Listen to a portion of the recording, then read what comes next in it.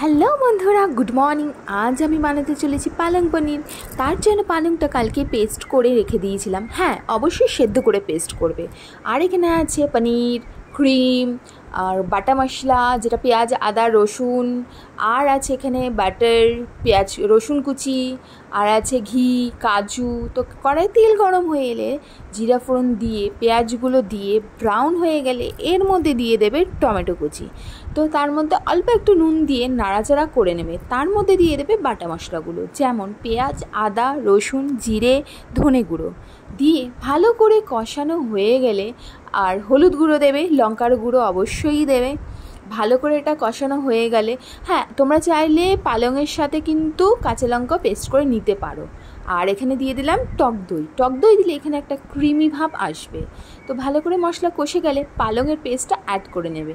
তো এটাকে হতে দেবে। পালংয়ের পেস্টটাকে হওয়ার পর কাঁচা পনির আমি দিয়েছি, তোমরা চাইলে ভাজা পনিরও দিতে পারো, এটা অ্যাড করে দেবে। তো দিয়ে ঢেকে দেবে। এটাকে প্রায় 7-8 মিনিট ভালো করে কুক হতে দেবে। তোমরা যদি ভাতের সাথে খাও তাহলে এটা ঝোল রাখবে। আর আমি এখানে দিয়ে দিলাম আমার বাড়ির তৈরি ক্রিম। আর যদি তোমরা রুটির সাথে খাও কিংবা নান সাথে খাও, পরোটার সাথে খাও, তাই একটু কষা কষা করে নেবে। তো এটা প্রায় ফুটে এসেছে। এর মধ্যে ধনেপাতা আমি যে পেস্টটা রেখেছিলাম সেটা অ্যাড করব। তো নেড়ে চেড়ে নিয়ে এর মধ্যে আমি এবার দিয়ে দেব বাটার। বাটারটা তোমরা চাইলে একটু বেশিও দিতে পারো। আর দিয়ে নেবো এর মধ্যে ঘি।